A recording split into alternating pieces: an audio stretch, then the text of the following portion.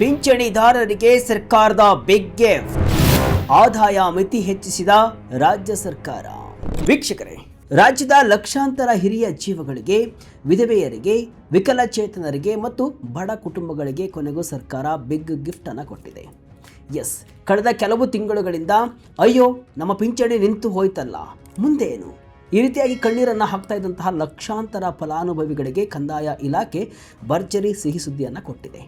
ವಾರ್ಷಿಕ ಆದಾಯದ ಮಿತಿಯನ್ನು ದಿಢೀರಂತ 32,000ದಿಂದ ಬರೋಬ್ಬರಿ 1,20,000 ರೂಪಾಯಿಗೆ ಹೆಚ್ಚಿಸಿ ಸರ್ಕಾರ ಈಗ ಅಧಿಕೃತವಾಗಿ ಆದೇಶವನ್ನು ಹೊರಡಿಸಿದೆ. ಕಳೆದ ಫೆಬ್ರವರಿಯಿಂದ ಈಚೆಗೆ ರಾಜ್ಯಾದ್ಯಂತ ಬರೋಬ್ಬರಿ 18 ಲಕ್ಷಕ್ಕೂ ಹೆಚ್ಚು ಜನರ ಪಿಂಚಣಿ ತಾತ್ಕಾಲಿಕವಾಗಿ ಸ್ಥಗಿತಗೊಂಡಿತ್ತು. ಕಂದಾಯ ಇಲಾಖೆಯ ಈ ನಿರ್ಧಾರ ಲಕ್ಷಾಂತರ ಬಡ ಕುಟುಂಬಗಳನ್ನು ಕಂಗಾಲಾಗುವಂತೆ ಮಾಡಿತ್ತು. ಇದನ್ನು BJPಯವರು ಕೂಡ ಟೀಕಿಸಿದರು. ರಾಜ್ಯದಲ್ಲಿ ಬೊಕ್ಕಸ ಖಾಲಿಯಾಗಿದೆ, ಹೀಗಾಗಿ ಪಿಂಚಣಿಯನ್ನು ನಿಲ್ಲಿಸಿದೆ ಅಂತಲೂ ಕೂಡ ಆರೋಪವನ್ನು ಮಾಡಿತ್ತು. ಹೀಗಾಗಿ ಕೊನೆಗೂ ಜಾಗೃತಗೊಂಡಿರುವಂತಹ ಸರ್ಕಾರ ಆದಾಯ ಮಿತಿಯನ್ನೇ, ಅಂದರೆ ವಾರ್ಷಿಕ ಆದಾಯ ಮಿತಿಯನ್ನೇ ಪರಿಷ್ಕರಣೆ ಮಾಡಿ ಆದೇಶವನ್ನು ಹೊರಡಿಸಿದೆ. ಹಾಗಾದರೆ ಅಸಲಿಗೆ ಏನಾಗಿತ್ತು? 18 ಲಕ್ಷ ಜನರ ಪಿಂಚಣಿ ರದ್ದಾಗಿದ್ದು ಯಾಕೆ? ಈ ಆಡಳಿತದ ಕುಟುಂಬ ದತ್ತಾಂಶ ಮತ್ತು ಸಂಯೋಜನೆ ಆ್ಯಪ್ ಮಾಡಿದಂತಹ ಎಡವಟ್ಟಾದರೂ ಏನು? ಈಗ ಯಾರಿಗೆಲ್ಲ ಎಷ್ಟು ಪಿಂಚಣಿ ಕೈ ಸೇರಲಿದೆ?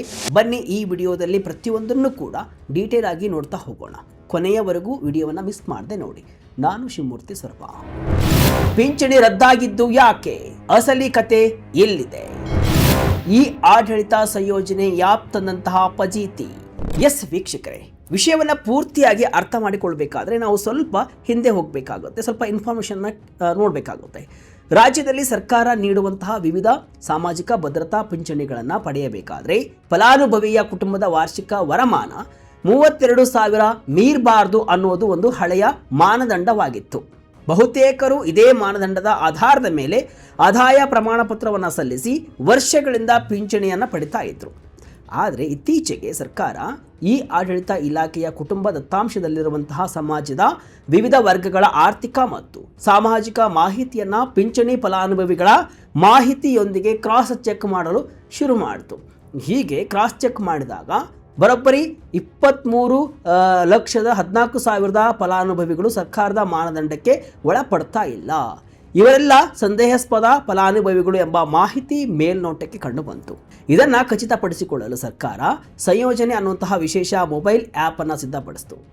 ಈ ಆ್ಯಪ್ ಮೂಲಕ ಗ್ರಾಮ ಆಡಳಿತ ಅಧಿಕಾರಿಗಳು ಪ್ರತಿಯೊಬ್ಬ ಫಲಾನುಭವಿಯ ಮನೆ ಬಾಗಿಲಿಗೆ ಹೋಗಿ ಭೌತಿಕ ಪರಿಶೀಲನೆಯನ್ನು ನಡೆಸಲು ಶುರು ಮಾಡಿದರು. 18 ಲಕ್ಷ ಜನರ ಪಿಂಚಣಿ ಬಲಿ ಪಡೆದ ಆದಾಯ ಮಿತಿ. ವೀಕ್ಷಕರೇ, ಗ್ರಾಮ ಆಡಳಿತ ಅಧಿಕಾರಿಗಳು ಸಂಯೋಜನೆ ಆ್ಯಪ್ ಮೂಲಕ ನಡೆಸಿದಂತಹ ಈ ಭೌತಿಕ ಪರಿಶೀಲನೆಯ ವೇಳೆ ಶಾಕಿಂಗ್ ವಿಚಾರಗಳು ಹೊರಬಂದವು.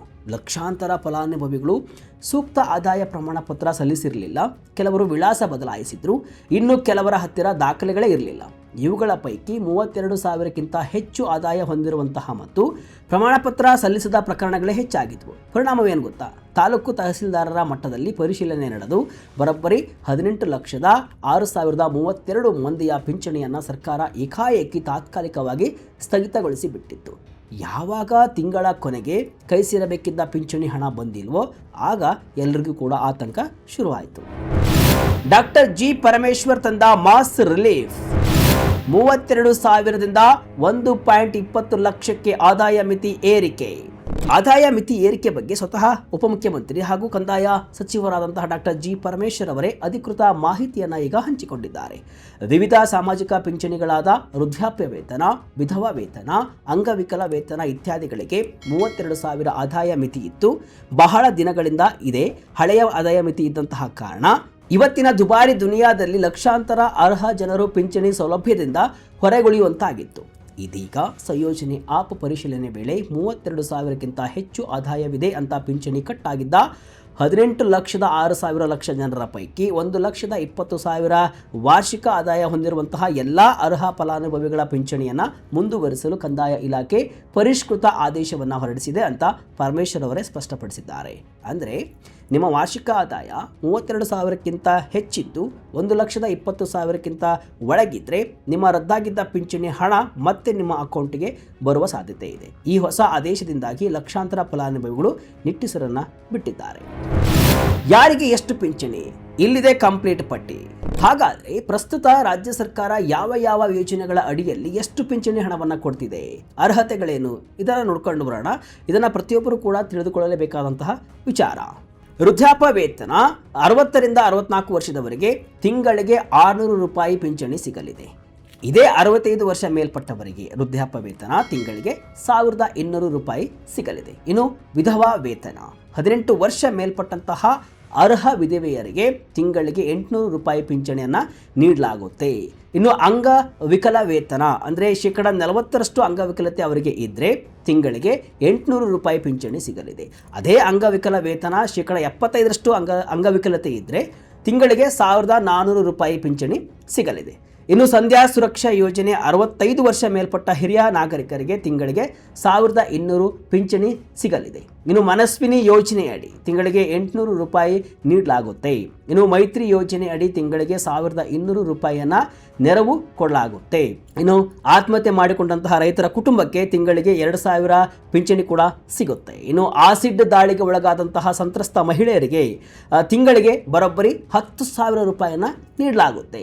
ಇನ್ನು ಎಂಡೋಸಲ್ಫಾನ್ ಸಂತ್ರಸ್ತರಿಗೆ ತೀವ್ರತೆಯ ಆಧಾರದ ಮೇಲೆ ತಿಂಗಳಿಗೆ 2,000 ರೂಪಾಯಿಯಿಂದ 4,000 ರೂಪಾಯಿವರೆಗೂ ಕೂಡ ಪಿಂಚಣಿ ಸಿಗುತ್ತೆ. ಮುಂದೆ ಫಲಾನುಭವಿಗಳು ಮಾಡಬೇಕಾಗಿದ್ದು ಏನು?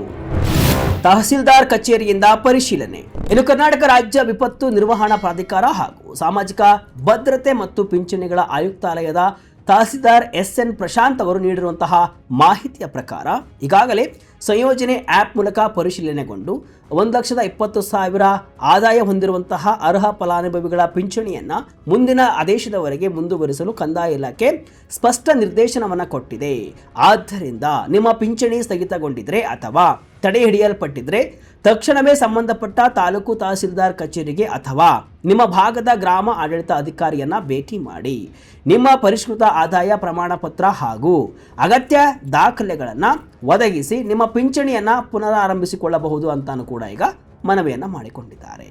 ವೀಕ್ಷಕರೇ, ಒಟ್ಟಾರೆಯಾಗಿ ನಾವು ಹೇಳುವುದಾದರೆ ರಾಜ್ಯ ಸರ್ಕಾರದ ಈ ಮಹತ್ವದ ನಿರ್ಧಾರವು ಲಕ್ಷಾಂತರ ಹಿರಿಯ ಜೀವಗಳಿಗೆ ಮತ್ತು ಬಡ ಕುಟುಂಬಗಳಿಗೆ ಹೊಸ ಆಸರೆ ನೀಡಿದೆ. ಕಾಲಕ್ಕೆ ತಕ್ಕಂತೆ ಬದಲಾಗದಿದ್ದ 32,000 ರೂಪಾಯಿಗಳ ಹಳೆಯ ಆದಾಯ ಮಿತಿಯಿಂದಾಗಿ ಅನಿವಾರ್ಯವಾಗಿ ಸ್ಥಗಿತಗೊಂಡಿದ್ದಂತಹ 18 ಲಕ್ಷಕ್ಕೂ ಹೆಚ್ಚು ಫಲಾನುಭವಿಗಳ ಪಿಂಚಣಿ ಈಗ ಮತ್ತೆ ಆರಂಭಗೊಳ್ಳಲಿದೆ.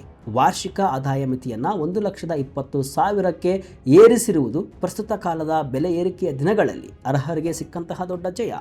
ಇದರಿಂದಾಗಿ ವೃದ್ಧಾಪ್ಯ ವೇತನ, ವಿಧವಾ ವೇತನ ಮತ್ತು ಅಂಗವಿಕಲ ವೇತನದಂತಹ ಸಾಮಾಜಿಕ ಭದ್ರತಾ ಯೋಜನೆಗಳು ನೈಜ ಬಡವರ ಕೈ ಸೇರಲಿವೆ. ಪಿಂಚಣಿ ಸ್ಥಗಿತಗೊಂಡವರು ಕೂಡಲೇ ತಮ್ಮ ಪರಿಷ್ಕೃತ ದಾಖಲೆಗಳೊಂದಿಗೆ ಸ್ಥಳೀಯ ಗ್ರಾಮ ಆಡಳಿತ ಅಧಿಕಾರಿಗಳನ್ನು ಅಥವಾ ತಹಸೀಲ್ದಾರ್ ಕಚೇರಿಯನ್ನು ಸಂಪರ್ಕಿಸಿ ಈ ಸೌಲಭ್ಯವನ್ನು ಸದುಪಯೋಗಪಡಿಸಿಕೊಳ್ಳುವುದು ಕೂಡ ಅಗತ್ಯವಾಗಿದೆ. ಸರ್ಕಾರದ ಈ ಕ್ರಮವು ಸಾಮಾಜಿಕ ನ್ಯಾಯದ ಹಾದಿಯಲ್ಲಿ ಒಂದು ಭರವಸೆಯ ಹೆಜ್ಜೆಯಾಗಿದೆ. ವೀಕ್ಷಕರೇ, ಆ ವರ್ಷದ ಆದಾಯ ಮಿತಿಯ ಏರಿಕೆ ಬಗ್ಗೆ ನಿಮಗೆ ಏನನ್ನಿಸುತ್ತೆ? ಕಮೆಂಟ್ ಮೂಲಕ ತಿಳಿಸಿ. ಇದಿಷ್ಟು ಇವತ್ತಿನ ವಿಶೇಷ. ಇದೇ ರೀತಿಯ ಹಲವು ವಿಶ್ಲೇಷಣೆ ಮಾಹಿತಿ ಅಷ್ಟೇ ಅಲ್ಲ, ಮನೋರಂಜನೆಯ ವಿಡಿಯೋಗಳಿಗಾಗಿ ವಿಜಯ ಕರ್ನಾಟಕ ವೆಬ್ಸೈಟ್, ಫೇಸ್ಬುಕ್ ಹಾಗೂ ಯೂಟ್ಯೂಬ್ ಪೇಜನ್ನು ಫಾಲೋ ಮಾಡ್ತಾ ಇರಿ. ಧನ್ಯವಾದಗಳು.